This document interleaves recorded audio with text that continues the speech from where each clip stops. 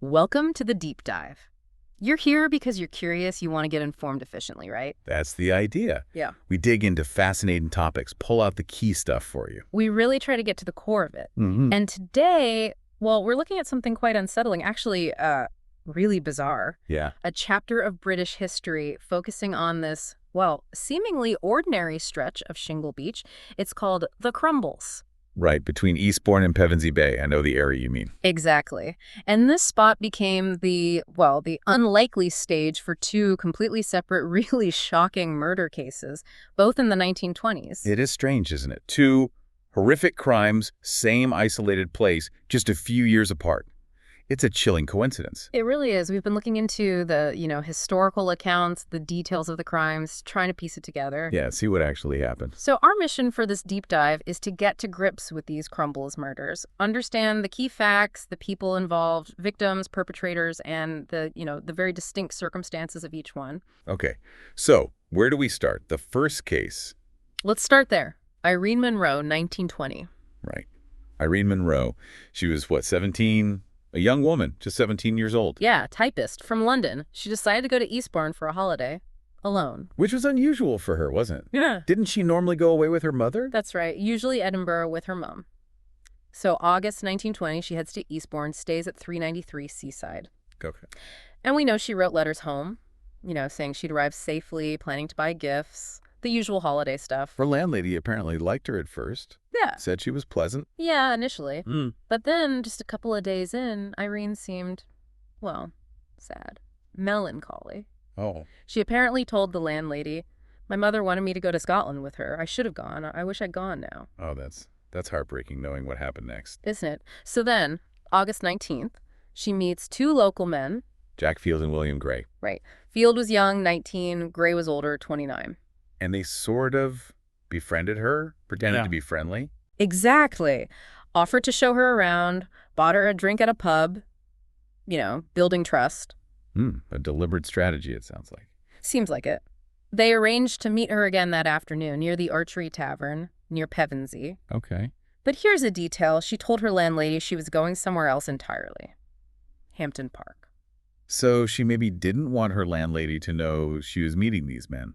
Or just trusted them completely. Hard to say. Maybe just naivety. Anyway, witnesses saw her later that day around 4 p.m. With Field and Gray. Yes, walking towards the Crumbles. One witness specifically remembered the younger one, Field, walking arm in arm with her. Right.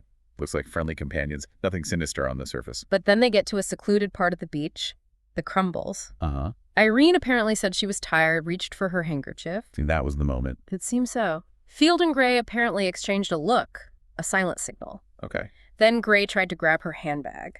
So robbery was the motive from the start. Looks like it, but she resisted, held onto her bag. And then it turned violent. Brutally violent. Field hit her across the mouth with his walking stick. A walking stick? Yeah, it had a metal ferrule. Hit her hard enough to dislodge teeth. God.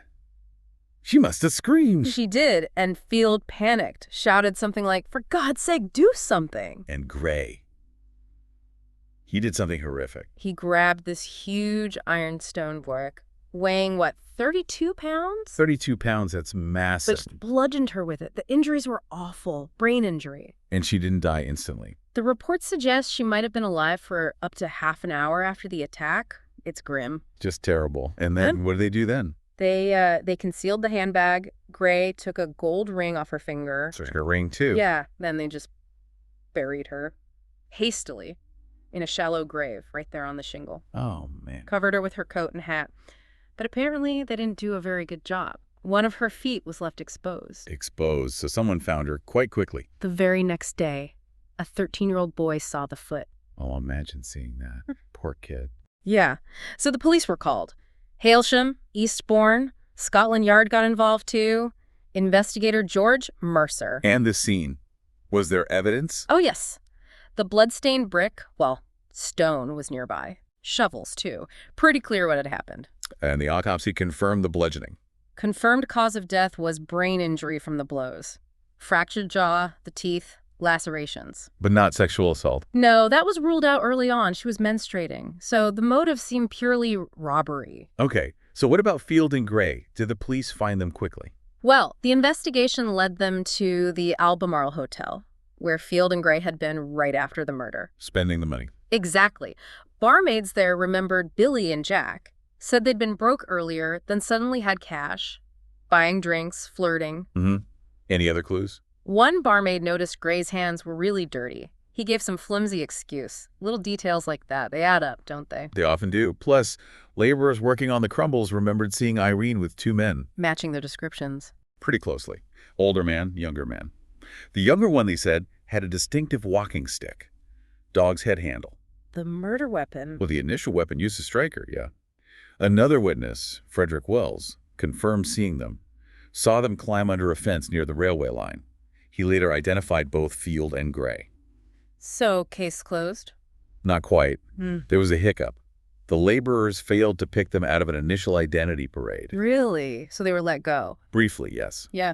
Shows how eyewitness ID can be tricky. But the police kept digging. They did. And more witnesses came forward. Crucially, a bus conductor, George Blackmer. What did he see? He remembered Irene meeting Field and Gray near the Archery Tavern bus stop. Directly contradicted their alibi about where they'd been. Oh, that's huge. Busts their story. Exactly. And then a sailor, William Putland, identified Field as the man walking arm in arm with Irene. Also identified a cap like Field. So the net was closing in again? Definitely. When they were arrested the second time, Field apparently made some dramatic statement about having told the truth all along. Which was obviously nonsense. Totally. The evidence was overwhelming by then. The busted alibi, the fact they tried to get a servant girl, Hilda Baxter, to lie for them. Oh, they tried to get someone to give them a false alibi? Yes, but she refused. Then you had multiple sightings of them with Irene, the walking stick found, clothes matching descriptions. Okay, so the inquest. Returned a verdict of willful murder. Pretty straightforward. And the trial. Lewis's eyes. Both pleaded not guilty, of course. Prosecution laid out the timeline, the failed alibi, all the witness testimony. What about the medical evidence? You mentioned timings. Yeah, there was some initial confusion about the exact time of death, but multiple experts eventually agreed it happened in the afternoon, fitting the timeline of them being seen with her. And the barmaids testified about the money. Yes, about them being broke, then suddenly having money. And the servant girl, Hilda Baxter, confirmed they'd asked her to lie about their whereabouts. Did Field or Gray testify? Field did. Denied everything. Said he never met Irene, wasn't on the Crumbles. Claimed they went to a circus instead. A circus? Doesn't sound very convincing. No. He also tried to explain why they'd tried to re-enlist in the army shortly after, making it sound innocent. Didn't really hold water. And was there anything else? Anything really clinching it? Well, yes. Fellow prisoners came forward. Damning testimony. What did they say? One said Gray had confessed details, specifically mentioning hitting her with a stone. Matched the autopsy. Wow. A confession. Effectively, yes. And Gray had apparently tried to get this prisoner to back up a new false alibi involving a sailor and that circus again. Desperate stuff. Yeah. And prison warders had noticed them having suspicious, illicit conversations, too. So, closing arguments. Prosecution hammers the eyewitnesses and the lies. Pretty much. Emphasized the sheer weight of evidence pointing to them. The defense tried to raise doubts about circumstantial evidence, the initial time of death estimates, standard defense tactics. But the jury? Didn't buy it. They were out for just over an hour. Guilty verdict for both. Guilty. Did they recommend mercy? They did, yes. Maybe because it seemed like a robbery that escalated, not necessarily planned as a murder from the absolute outset. But the judge, Mr. Justice Avery. He wasn't swayed by the mercy plea. Called it a foul and brutal murder. Sentenced them both to death. Hanging. The motive was just robbery then? For what, a couple of pounds? Seems so. Irene had maybe 2 pounds 10 shillings. They had a history of petty theft targeting tourists. Field initiated it. Gray delivered the fatal blows. Did they appeal? Oh, yes. Yeah. Both appealed. And interestingly, they started blaming each other. Completely different stories in their appeals. Trying to save their own skins. Absolutely. But the Lord Chief Justice saw right through it. Called their appeals fabrications. Rejected them. So execution. February 4th, 1921. Wandsworth Prison. Apparently there were reporters, crowds outside. Did they confess in the end? No. Either confessed before they died, though they apparently thanked people for support they'd received in their cells. A grim end to a horrible, greedy crime. Truly. And just think, only 4 years later, that same stretch of beach. The Crumbles again. It's unbelievable, really. It really is. Leads us to the second case. Patrick Mahone and Emily Kaye, 1924. Okay, Patrick Mankay. Tell us about him. His background wasn't exactly clean, was it? No, far from it. Born in Liverpool, middle-class Irish background, apparently quite intelligent, good scholar. Right. But he had a dark side, a criminal history. Married a woman named Jessie, had kids, but was involved in burglaries, theft. And something worse, wasn't there an attempted murder? Yes, that's right. A really nasty attack on a servant girl. With a hammer. With a hammer, good grief. Yeah, the judge in that case called him a thorough-paced hypocrite, a burglar, and a coward. Gives you a sense of the man. Manipulative, violent. So he served time for that. He did. After prison, he got a job, and that's where he met Emily Kaye, August 1923. And Emily Kaye, who was she? She was 37, a shorthand typist, a secretary. Quite respectable. And Mon. Did he use his real name? No. Introduced himself as Derek Patterson, an alias. Alarm bells should be ringing already. You'd think so. And it's believed Emily had savings. Quite a bit, maybe 500 pounds. Ah, potential motive right there. Very likely. Anyway, they started an affair. Well, things got serious, or seemed to. Emily certainly thought so. She became pregnant and was apparently happy about it. Mahan gave her an engagement ring down in Bournemouth. An engagement ring, but he was already married. Exactly. They even stayed in a hotel together, registered as Mr. and Mrs. P.H. Mann. His real initials, interestingly. And Emily told people they were getting married. Yes, told friends, family, said they were planning to emigrate, South Africa. Wow. She really bought into his story. Completely. She even withdrew a large chunk of her savings 404 days. Presumably for this new life he promised her. He was just playing her all along, exploiting her trust, her hopes. It seems utterly calculated. Mahan, of course, had zero intention of marrying her. He spun this story. What story? Claimed Emily suggested a kind of love experiment. What? Living together in isolation before their bigamous marriage. A love experiment. Seriously. That was his line. And he supposedly agreed. Rented a bungalow called Officer's House, right by the Crumbles. Back to the Crumbles. And under another false name. Yes. This time he called himself Waller. Just constant deception. So Emily moves down there. She arrived in Eastbourne early April 1924. Stayed in a hotel first, then moved into Officer's House on April 12th. And Mahan joined her. That weekend, yeah. Told his wife Jessie he was away on business, naturally. And crucially, didn't he buy some tools before this trip? Yes. This is key. Before going to Eastbourne that weekend, he bought a chef's knife and a tenon saw in London. A knife and a saw. Doesn't sound like standard weekend away luggage. No, it doesn't. Very ominous. Did Emily have any contact with anyone after moving into the bungalow? Her last known contact was a letter to a friend dated April 14th. Mentioned getting passports sorted, emigrating soon, after a couple of weeks there. Days before. Unimaginable. Yeah. Her hopes right there on paper. Mm. And then, well then, Mahan's story about what happened next starts, and it changes. Okay, what was his main story? The one he told at the trial. His trial version was, they argued. Emily threw an axe at him. An axe? Again? Yeah, he claims she threw an axe, it missed. They scuffled, fell over a deck chair, and she hit her head on a coal scuttle. Died accidentally. Aye. Conveniently accidental. Did he get help? He claimed he didn't realize how serious it was. Said he didn't check on her properly or seek help until the next day. Found her dead. And then? Then, he said, he panicked, covered the body, and didn't start dealing with it until April 18th. That's when he began dismembering her body. Dismembering with the knife and saw he'd conveniently bought beforehand. Well, that's the point the prosecution made. His story seems incredibly thin given the circumstances. And his behavior afterwards wasn't exactly that of a grieving, panicked man. Not remotely. Just days after Emily died, while her body was presumably still in the bungalow, he invited another woman there. Another woman? Seriously? Yep, Ethel Duncan. Invited her down for the Easter weekend, sent her money, train instructions. While Emily Kaye's body was in the house? Apparently so. Ethel noticed he had a bandaged wrist. He made up some story. They spent 3 days together, Mahan splashing cash around. The sheer nerve of it, it's staggering. It really is. After Ethel left, Mahan got back to the grim task. The dismemberment. Yes, he burned her head, feet, and legs in the fireplace.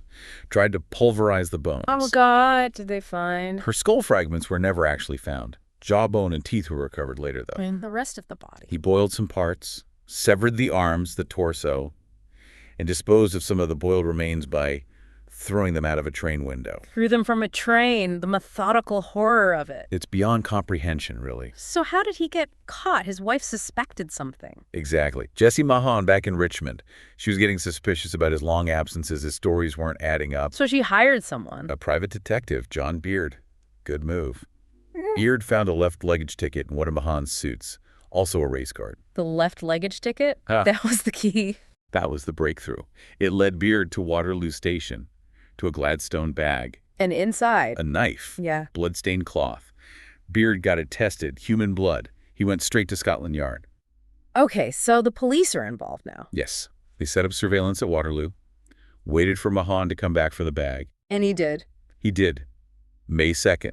Walked right into it, arrested as he picked up the bag. What else was in the bag when they properly searched it? Female clothing, the cook's knife, again, heavily stained with blood and disinfectant, and Emily Kaye's tennis racket bag. Her racket bag, so clearly linked to her. What did Mahon say? His first explanation was almost laughable, claimed the blood was from dog meat he'd bought. Dog meat. Seriously, did the police buy that for a second? Not a chance. Yeah. Inspector Savage apparently had a pretty sharp response. Mahon seemed to realize the game was up then, became quite introspective apparently before confessing. What did he confess to? The murder? No, he stuck to the accidental death story. The fall, hitting her head on the coal scuttle, panicking. But he admitted the dismemberment. Yes. Claimed he started with a blunt knife, then remembered he needed better tools, so supposedly bought the chef's knife and saw after she died on April 20th to finish the job. And admitted throwing parts from the train. Still trying to minimize it, still lying about when he bought the tools. Absolutely. But his confession gave the police what they needed to search Officer's house. And the scene there must have been horrific. Beyond horrific. They found Emily's remains. Yeah. In a large trunk engraved with her initials, EBK. In a trunk? Oh my God. Inspector Savage secured the scene. The famous pathologist Sir Bernard Spilsbury was called in. Spilsbury. Yeah. He was involved in many big cases then. What did he find? The whole place was a charnel house. A rusty saw with flesh still on it, blood everywhere, clothes, tea towels, a saucer with human fat. Human fat? Yes. A saucepan with boiled human flesh, charred bone fragments in the fireplace grate, a hat box containing more boiled remains, shoulder blade, vertebra, arm bone, all sawn. It's just grotesque. And the trunk. Contained large sections of her torso, spine, pelvis, chest. Spilsbury noted bruising around the shoulder. Organs were either stuck to the trunk wall or in a biscuit tin inside. Unbelievable barbarity. Could Spilsbury determine how she actually died? Not definitively, because the head was missing. But he ruled out death by natural causes or disease. He suspected bludgeoning, maybe with that axe handle Mahon mentioned, although no actual axe marks were found on the bones. And he confirmed the pregnancy. Yes. Confirmed she was in the early stages. So Mahon was formally charged with murder. Yes. His response was apparently just, I have already stated it was an accident. So the trial, he pleaded not guilty. Not guilty. The prosecution argued premeditation, robbery as the motive. They presented the evidence of Emily giving him money under his alias, Patterson. And crucially, the timing of the knife and saw purchase. Exactly. They showed he bought them before he went down to meet Emily that fatal weekend, directly contradicting his panic purchase story. Spilsbury's testimony must have been powerful. Hugely powerful. He called Mahon's accidental death story preposterous, pointed to the likely bludgeoning, confirmed the pregnancy, really dismantled the defense's narrative. Did Mahon testify himself? Oh, yes, for a long time. Stuck to his guns, accidental death, the argument, the axe, the fall. He even tried to claim he rented the bungalow intending to bring his wife there eventually, after the affair ended. That's audacious, doesn't even cover it. Completely bizarre. He insisted he bought the tools after her death. Apparently, he even collapsed in the dock at one point during his testimony. Drama. But the cross-examination must have picked his story apart. The prosecutor, Curtis Bennett, did exactly that. Highlighted all the inconsistencies. Why the alias? Why rent the bungalow under a false name? Mahon couldn't really explain. And the invoice for the tools. That was the killer blow. Curtis Bennett produced the invoice proving the purchase date was before Emily's death. Mahon tried to offer some explanation for the affair itself, but his credibility was shot. Closing arguments. Defense tries to paint him as, what? A victim of circumstance. Something like that. Was he a monster or just caught up in events?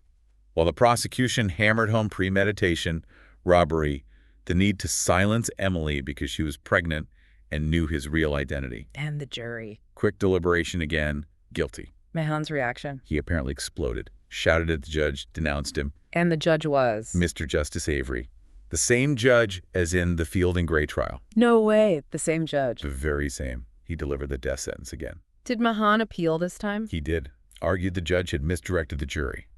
But the appeal was rejected. So execution again at Wandsworth. Wandsworth Prison, September 3rd, 1924. He never admitted guilt. Apparently went on hunger strike, left letters to be opened after his death. Did he go quietly? Most accounts say he walked stoically, but there were some anecdotes suggesting he might have put up some resistance right at the end. Hard to know for sure. So 3 men. Field, Gray, Mahan, all involved in murders on the Crumbles, all tried by the same judge. Mr. Justice Avery at Lewes Assizes. All executed at the same prison. Wandsworth. And was it the same executioner too? It was. Thomas Pierpoint hanged all 3 of them. That is an incredibly chilling set of connections. Judge, prison, executioner, all linked to these 2 separate, brutal crimes on the same small stretch of beach. It's one of the strangest aspects of the whole story, just layers of grim coincidence. Yeah, it really is disturbing when you think about it. 2 completely separate, awful tragedies unfolding in the exact same, quite isolated place. The Crumbles. Just this strip of shingle. And yet the crimes themselves, as we've gone through them, were quite different in nature, weren't they? Absolutely. Irene Munro's murder seems like an opportunistic robbery that just escalated horrifically. Terrible, brutal, but maybe not premeditated murder from the absolute start. Right. Whereas Emily Kaye, Mahan's actions feel so much more calculated. The deception, the alias, buying the tools beforehand. Yeah, that feels different. Driven by his need to cover up his affair, the pregnancy, probably get his hands on her money, and then that incredibly gruesome methodical disposal. Desperation and cold calculation mixed together. And in both cases, it was small details, chance discoveries, witness persistence that really broke them open. Definitely. Field's distinctive walking stick. Mahan's left luggage ticket found by his wife's detective. Tiny things that unraveled everything. Without those, they might even have gotten away with it. It makes you think. So maybe the final thought for you listening is this. What does it mean? That these 2 violent, distinct events happened right there on the Crumbles. Does it say something about the place itself? Or just about human nature? The darkness they can hide anywhere, even in seemingly peaceful, ordinary spots. Yeah. Something to mull over. The individual stories are chilling enough, but that shared location adds another layer of strangeness. Definitely makes you reflect on crime, justice, and just the hidden currents beneath the surface, especially back in the 1920s.